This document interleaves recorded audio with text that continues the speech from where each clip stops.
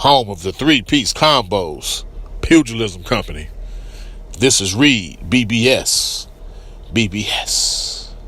Blackbird Sugar, bachelor's in boxing studies.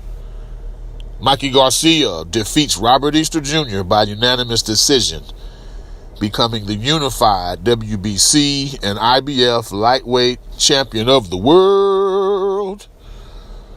Scores were 116, 111, 117, 110, and 118, 109, all from Mikey. We've all heard and used the quote, there's levels to this shit. And it's true. Some axioms are true. This is one of them. There's levels to this shit. Mikey Garcia versus Robert Easter is a shining example of such. So a lot of people say it, but they don't follow it up with a clear, shining, present example. This is one of those. Robert Easter, he had the right game plan. He had a sound strategy. He had the discipline to adhere to that strategy, and it still didn't matter. Mikey Garcia's level of boxing skill, boxing acumen is higher than that of Robert Easter's. I will say, Easter's discipline, that's what prevented him from being KO'd, along with his heart and a better chin. Like, he's not quite as frail. E-Bunny's not quite as frail as he may look, given how thin he is. He's a tough dude. Props to him. But yeah, Mikey was superior on the inside, and fighting as he usually fought, giving away his range, his height, his reach, that would not have ended well for Easter. He adhering to the new strategy that I'm guessing between his old man Easter Sr. and Kevin Cunningham. Kudos to Kevin Cunningham. Hey, for the third straight time that everyone's been aware of, you got a new charge that came to you, and you got successful results out of him. Didn't get the win this time, but still, it was a successful fight, all things said to me, for Easter. He did a good job of making Mikey come to him, and the fact of the matter is, Mikey prefers counterpunching. But the caliber of fighter Mikey is, he's always had this ability. He's just probably never demonstrated it to others who haven't watched all of his fights. So in this case, he showed new wrinkles. He went to the body more than usual. He's always been deceptively quick with his hands. Mikey's footwork, while it may look deliberate, it may even be deliberate, but it's still excellent footwork. Ask yourself, how often do you see Mikey Garcia off balance? So while he might not have the crazy fancy jump rope routines and, the footwork, the flashy footwork of some guys, his footwork is very efficient and effective, especially for the way he fights. E-Bunny, he's Mikey's 12th consecutive opponent to have held or fought for a world title. That's not by coincidence. That's a crazy stat. 12th consecutive opponent to have held or fought for a world title. Mikey, my man Mikey, had the pleasure of meeting him, covering him. Met him when he was here and fought Juanma Lopez many years ago, but rapped with him at the press conference, the weigh-in, and then the post-fight for his 140-pound winning effort against Sergey Lipinets earlier this year in San Antonio. My man dropped he dropped Bunny. He dropped E-Bunny with a 3-piece combo in round 3. Now, as the one and only home, the sole proprietors of the 3-piece combo, it's always special when they're prominently displayed. I don't know if it was by design, Mikey, if you were showing us some love. Regardless, we appreciate it, brother. The 3-piece combo, man. That was, I know you saw it, Sarge. I know you synced it. But yeah, there's levels to this shit. That being said, against a significantly taller, rangier, younger, more athletic dude, Mikey jabbed with him. He landed left hooks and right crosses, sneaky uppercuts, everything. He was consistently getting inside of Bunny's jab in the second half of the fight. He'd feint his way in, and he was splitting his guard with 1-2s. Now, again, Bunny, he didn't disgrace himself at all. And he was classy in defeat. And to me, he's a legit threat to anybody at 135 other than Mikey and Vasyl Lomachenko. So no shade at Bunny at all, man. Good fight. You showed some heart. But again, there's levels to this shit. But man, now we get to the weird part of all of this. Mikey doubled down on the Spence fight. So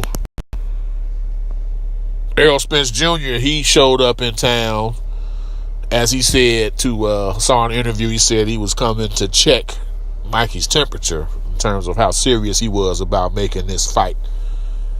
Man, Mikey doubled down, like I said, in the post-fight. He said he wants it. And as soon as he said that, the Showtime camera crew cut to Spence sitting up at the podium with Brian Custer and all the rest, Paulie and Al Bernstein and Mauro Ranallo.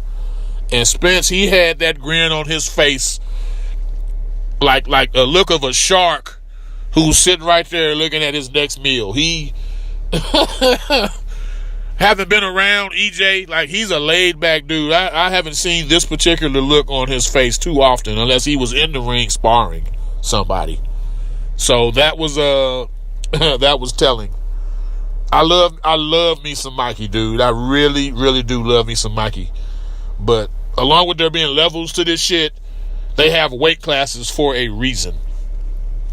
Just to me, as long as VADA or USADA or whatever performance-enhancing drug testing entity is in place, as long as that's there, there's a 0%, and I mean 0% chance of Mikey beating Errol Spence in a fight. That's not going to happen, man. Now, Mikey's repeatedly said the fact that no one gives him a chance is what motivates him to want to take on that challenge. He's spoken about challenges ever since he came off of his 2-year hiatus as he was riding out that Top Rank contract. I think I saw something where Derek James was on internet interview and he said when Mikey loses, he should be named Fighter of the Year despite the L. I think he said if he went the distance, Mikey should be named Fighter of the Year anyway, despite taking the L. To me, if he signs a contract and this fight happens, he should be Fighter of the Year, even if Spence knocks him out in the first round.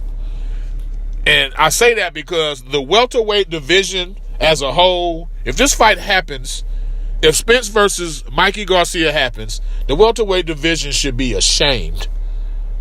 Keith Thurman hasn't boxed, doesn't box, no opponent on the horizon in the foreseeable future. And hell, until a couple months ago, when he vacated the WBC title, Sean Porter and Danny Garcia sat on the sidelines. And they was all tiptoeing around Errol Spence. Tiptoeing around him. Didn't want to say his name. Like EJ said, now that they signed to fight each other, they say, oh yeah, they'll fight me. So, I think it's a crazy move, but at least Mikey is speaking it, and he doubled down on it. Little bitty ass dude, moving up from 35, began his career at 126. He's showing more willingness to fight Errol Spence than welterweights are. Like he's pulled, if this fight goes through, win, lose, or draw, Mikey Garcia will have pulled the whole welterweight division's card. Everybody but Errol Spence. It's a no nuts, no glory move. And Mikey's got nuts for sure. But my theory is his nuts are too big for his own body. He says this idea came to him after Spence versus Lamont Peterson. Not sure what inspired him from that fight. Like, it wasn't very inspiring from a perspective of trying to nitpick Errol Spence. I'd be interested in seeing what he saw, and he probably won't reveal that in the lead up. It'll be something after the fight. But, man, I mean, Spence is bigger. He's taller. He's stronger. He's faster. He's younger. He's more athletic. He's just as skilled and arguably more skilled than Mikey Garcia. Like, this is real talk, man. This isn't hyperbole. This isn't shade. These are arguable points. Like, man. Whew. Spence versus Garcia, it'll make dollars for sure. But as I sit here, it doesn't make a lick of sense, man. I don't know. We'll speak more on it if and when it gets signed. I'm still shocked, but a great performance by Mikey. Again, as usual, he is that dude. Didn't expect anything less from him. Home of the three-piece combos. Pugilism Company. This is Reed, BBS. Blackbird Sugar.